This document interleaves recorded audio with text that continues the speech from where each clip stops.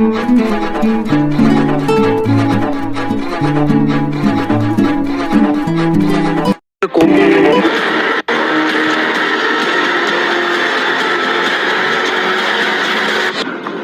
दौरान एक हिंदू युवक दीपू चंद्रदास की भीड़ ने सरेआम जलाकर हत्या कर दी। भीड़ ने पहले उसकी पिटाई की और कपड़े उतार दिए, फिर एक चौराहे पर लगे पेड़ से उसे बांधकर उसके शव को आग लगा दी। दास के पिता ने इस पूरी घटना के बारे में विस्तार से बताया है। उन्होंने कहा कि भीड़ ने बेटे को केरोसिन से आग के हवाले करने के बाद जले हुए सिर और धड़ को बाहर बांध दिया था। एनडीटीवी से बात करते हुए दीपू चंद्रदास के पिता रविलाल दास ने कहा कि सरकार की ओर से हमें किसी भी तरह का आश्वासन नहीं दिया गया, किसी ने कुछ नहीं कहा। उन्होंने बताया कि बेटे की हत्या की खबर सबसे पहले उन्हें फेसबुक से मिली। रविलाल दास ने कहा, हमें फेसबुक से बातें पता चलने लगी और फिर ज्यादा लोग इसके बारे में बात कर रहे थे। हमें तब पता चला जब किसी ने मुझे बताया कि उसे पूरी तरह से पीटा गया है।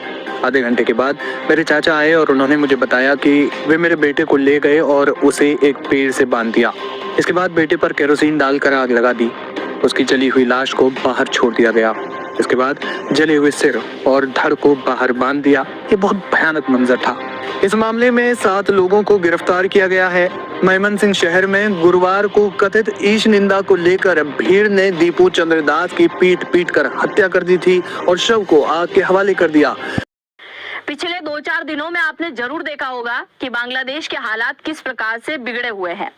अब ये हालात और भी ज्यादा तेजी से बिगड़ते दिखाई दे रहे हैं, क्योंकि ये हालात बिगड़ना शुरू हुए थे 12 दिसंबर से, जब उस्मान हादी को गोली मारी गई थी। इसे गोली मारने के बाद में इसका इलाज कराने के लिए इसे सिंगापुर रेफर किया गया और अब कल के दिन यानी कि शुक्रवार को ये खबर निकल के आती है कि अब उस्मान हादी इनके बीच में नहीं रहा, यानी कि इसकी मौत हो गई है। और जैसे ये खबर बांग्लादेश में पहुंचती है तो बांग्लादेश के अंदर बहुत बड़े लेवल पर अफरा तफरी मचना शुरू हो जाती है। उस्मान हादी के समर्थक हजारों की संख्या में सड़कों पर उतर आते हैं और लगातार भारत विरोधी नारेबाजी शुरू कर देते हैं। अब यहाँ पर सबसे बड़ा सवाल ये आता है कि उस्मान हादी मर चुका है, बांग्लादेश विरोध कर रहा है, पर भारत के विरोध क्यों नारेबाजी की जा रही है? उसके पीछे लोगों की तरफ से कई प्रकार के तर्क दिए गए हैं, जिसके बारे में आज के इस वीडियो में हम चर्चा करने वाले हैं। और इसके साथ ही बांग्लादेश की हिंसा इतनी ज्यादा बढ़ती जा रही है कि एक हिंदू को टारगेट करके उसे अधमरा करके नग्न अवस्था में पेड़ पर लटका दिया गया था और जला दिया गया। उसके बारे में भी आज की इस वीडियो में हम चर्चा करेंगे। आखिर हिंदू मंदिरों के बाहर धार्मिक नारेबाजी की जा रही है, उसके बारे में भी चर्चा करेंगे। और सबसे बड़ा सवाल, भारत का उच्चायुक्त जो कि बांग्लादेश के अंदर मौजूद है, उसके आवास पर जूते फेंके गए, ईंटें फेंकी गई और वो ईंटें केवल एक इंसान के ऊपर नहीं बल्कि सब भारतीयों के ऊपर फेंकी गई है। आज के इस वीडियो में हम इसके बारे में भी चर्चा करेंगे। शुरुआत करते हैं आज के इस वीडियो की। प्रदर्शन बांग्लादेश के खिलाफ हो रहे हैं, प्रदर्शनों से काम नहीं चलेगा, डिसिसिव एक्शंस लेने होंगे, बांग्लादेश को कड़ी भाषा में आंसर देना होगा। साथ में पड़ोसी मुल्क बांग्लादेश में हो रही हिंसा, भारत विरोधी प्रदर्शन और हिंदुओं पर किए जा रहे अत्याचारों पर चर्चा करने के लिए, क्योंकि आवश्यकता है ऑल आइज ऑन हिंदू पर जिक्र होने की। चैनल पर नए हैं तो सब्सक्राइब करिए। कैसे एक नेता की मौत के बाद उन्मादी भीड़ ने हिंदुओं को टारगेट किया, कैसे एक लड़के को नंगा करके हिंदू होने के नाम पर उसे जिंदा जला दिया गया, आज के सेशन में जिक्र होगा। भारत को अल्टीमेटली कब जाकर के बांग्लादेश के अंदर पनप रही हिंसाओं पर, जो कि फिलहाल पड़ोस में है लेकिन आने वाले समय में हमारे देश के अंदर बिल्कुल सीमावर्ती राज्यों में चुनाव है, आसाम और बांग्लादेश में चुनाव है, क्या हम ऐसे आसाम और पश्चिम बंगाल में चुनाव है, ऐसे में क्या हमारे लिए ये सब स्थितियां नजरअंदाज करने योग्य हैं? आज के सेशन में जिक्र करेंगे। इस व्यक्ति का नाम है दीपू। ये कौन है साहब? असल मायने में ये किसी कपड़ा व्यापारी के पास काम करने वाला कर्मचारी था। इस व्यक्ति के साथ जो हिंसा हुई, मैं इस तस्वीर को नहीं दिखा सकता क्योंकि YouTube पर इस तरह की तस्वीरें दिखाना बैन है, मैं फिर भी इसे हटवाऊंगा।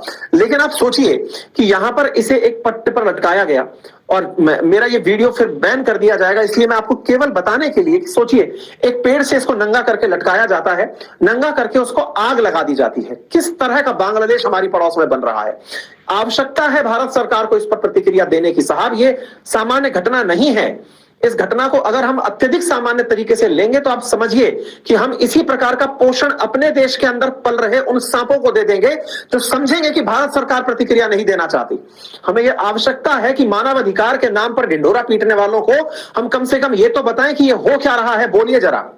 इस तरह से जो यहां पर नरसंहार हो रहा है, मॉब लिंचिंग हो रही है, इसको आप क्या नाम देंगे? इस समय तक दुनिया का तमाम देश, भारत में अगर कोई भी ऐसी हरकत हुई होती तो उस पर अपनी प्रतिक्रिया देने आ गया होता। बांग्लादेश के नाम पर सबके मुंह बंद है। ये दर्शाता है इनका दोगलापन और भारत से नफरत दर्शाता है। साथियों, ये अत्यंत चिंता का विषय है। इस व्यक्ति को पहले इसके ऑफिस से खींच करके लाया गया, ला करके फिर इसको, ये वो व्यक्ति है, और फिर ला करके इसको पीटा गया, बोले तूने ईश निंदा की है, केवल हिंदू होना इसका गुनाह था। साथियों, आवश्यकता है कि बांग्लादेश में हिंदुओं के खिलाफ जो हत्याएं हो रही हैं, जो टारगेट किया जा रहा है, मंदिरों को टारगेट किया जा रहा है। आप में से कई साथियों ने अभी थोड़ी देर पहले रविवार वार्ता में यह सवाल पूछा कि भारत हिंदुओं के खिलाफ कुछ कर क्यों नहीं रहा है, बोल क्यों नहीं रहा है, बांग्लादेश के खिलाफ कुछ कर क्यों नहीं रहा है। ये तो भारत सरकार से किया जाने वाला सवाल है। लेकिन हाँ, जो हमारे देश के लिबरल्स हैं, उन लिबरल्स ने भारत को जो संविधान दिया, जिसको सेक्युलर संविधान कहा गया, कि देश के संविधान में, देश के अंदर जो संविधान है वो किसी भी धर्म को नहीं मानेगा, धर्मनिरपेक्ष रहेगा। उस धर्मनिरपेक्षता ने आज हिंदुओं के लिए हो रही हिंसा पर भी हमें बोलने से मना कर दिया। हम देश के नागरिक कि 12 दिसंबर को कुछ ऐसा होने वाला है जो कि लगता है कि 12 दिसंबर को कुछ ऐसा होने वाला है जो कि शायद बांग्लादेश के लोगों ने कभी कल्पना भी नहीं करी होगी, क्योंकि जैसे ही मैं ऐसा कुछ करने वाला हूं जिसकी वजह से बांग्लादेश में एक बार फिर से अफरा तफरी मचेगी, बांग्लादेश के लोग एक बार फिर से सड़क पर उतर आएंगे, यानी कि सीधे तरीके से ये सोची समझी साजिश थी। अब ये करीम कौन है, किसका समर्थक है, ये अभी तक सामने नहीं आया। अब लोग क्यों नाराज है? मारा तो किसी करीम नहीं है, लोग इस वजह से नाराज हैं क्योंकि लोगों के द्वारा कहा गया कि इसे मारने वाला करीम भागकर भारत में आ गया है और भारत में ही कहीं छिप चुका है। अगर कोई व्यक्ति उसे भारत से निकालकर बांग्लादेश को सौंप देगा या फिर अगर उसकी खबर भी बता देगा कि वो भारत में कहां छिपा हुआ है, तो उसे बांग्लादेश 37 लाख रुपए देने वाला है। इस प्रकार का अनाउंस इनकी तरफ से किया गया है। ये तक कहा जा रहा है कि भारत सरकार ने उसको शरण दी है, जबकि इसे लेकर भारत सरकार कई बार स्टेटमेंट क्लियर कर चुकी है कि हम किसी करीम को नहीं जानते, ना कोई करीम आदमी भारत के अंदर शरण लेने के लिए आया, ना हमने उसको शरण दी है, पर फिर भी ये नहीं मान रहे हैं। अब जैसे इसकी मौत की खबर आती है तो बांग्लादेश के अंदर राष्ट्रीय अवकाश घोषित होता है, झंडा भी झुकाया जाता है क्योंकि छात्रों का लीडर है और एक बड़ा नेता कहीं ना कहीं ये बनकर उभर चुका है, इसलिए सब कुछ करना स्वाभाविक था। अब इतना ज्यादा हिंसा बढ़ती जा रही है, फिर भी मोहम्मद यूनुस अभी तक उफ तक नहीं निकाला, यानी कि मोहम्मद यूनुस की देखरेख में सारे काम हो रहे हैं।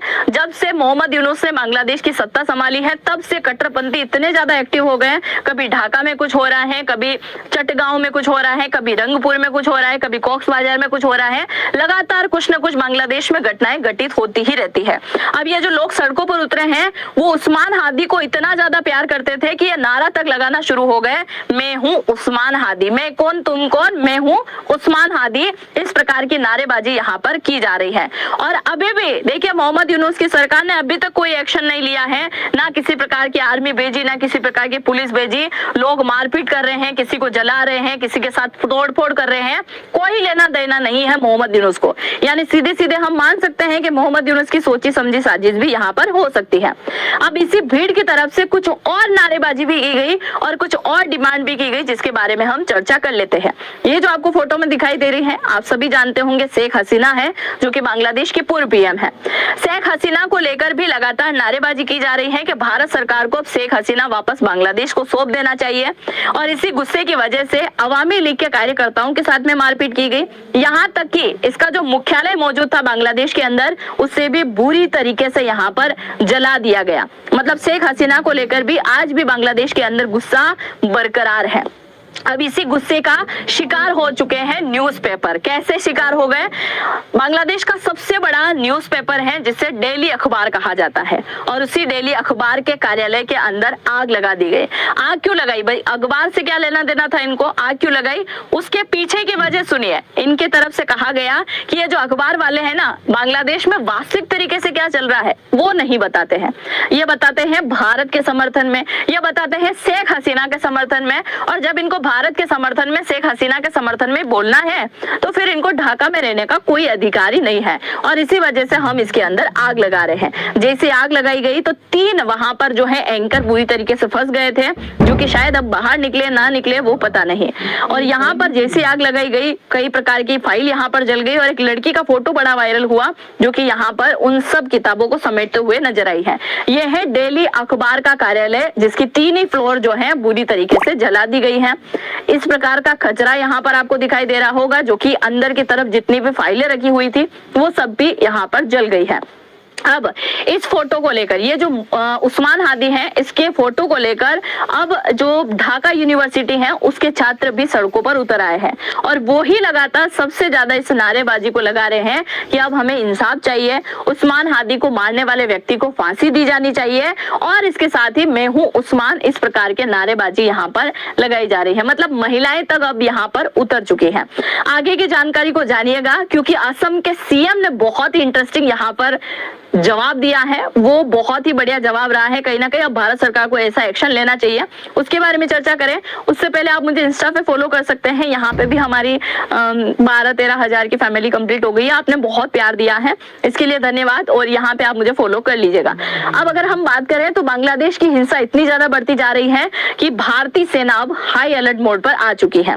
भारतीय सेना और बीएसएफ अब कहाँ पे हाई अलर्ट मोड पर है, तो बेनापोल बॉर्डर, जो कि भारत और बांग्लादेश की बॉर्डर है, यहीं पर नारेबाजी लगातार की जा रही थी। इस वजह से इंडियन आर्मी और बीएसएफ दोनों ही यहाँ पर अलर्ट मोड पर दिखाई जा रही हैं। हथियार एकदम रेडी हैं कि जैसे ही आदेश आया और गोली मारना शुरू, क्योंकि भारत विरोधी नारेबाजी एक ऐसे देश को लेकर बांग्लादेश नारेबाजी कर रहा है जो कि उसके सामने कुछ नहीं है। मतलब वर्ल्ड की 4th लार्जेस्ट इकोनॉमिक भारत रखता है और एक छुटकू सा देश भारत को धमकी देने पर उतर आया है और इस वजह से अब कहीं ना कहीं हाई अलर्ट मोड पर भी है।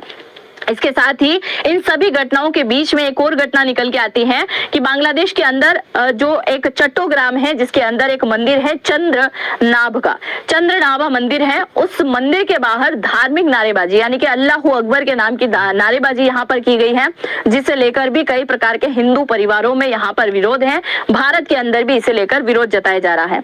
यहाँ तक कि हमारे 51 शक्तिपीठ में से एक है ढाकेश्वरी माता, जो कि ढाका के अंदर मौजूद है। वहां पे भी सैनिक तैनात कर दिए गए ताकि उस मंदिर को ये किसी प्रकार का नुकसान ना पहुंचाए। बाकी इन्होंने तोड़फोड़ बहुत ज्यादा करी है। अब इन्हीं तोड़फोड़ के बीच में सबको, यानी कि भारत, बांग्लादेश समेत आस पड़ोस के जितने भी कंट्री जहां जहां बांग्लादेश की न्यूज जा रही है, उन सबको झंझोड़ने वाली एक नई खबर निकल के आती है, जो कि पूरे भारत की आंखें भी यहाँ कहीं ना कहीं नम है। आप जरा सुनिएगा किस प्रकार की खबर निकल के आती है। अब इसी भीड़ का शिकार हो गया है एक इंसान, जो कि बांग्लादेश के ढाका के पास में एक क्षेत्र है जिसका नाम है भालुका, वहां का निवासी था और इसका नाम था दीपू चंद्र दास। दीपू चंद्र दास एक नॉर्मल कार्यकर्ता था, मतलब फैक्ट्री में काम करता था, जो कि कपड़ों की फैक्ट्री हम मान लेते हैं, कपड़ों की फैक्ट्री में वो काम किया करता था। और उसके पिता विकलांग हैं, उसकी माँ, उसके बच्चे और उसकी पत्नी, मतलब सबका भार केवल उसी के ऊपर था, यानी कि दीपू चंद्र के ऊपर ही था।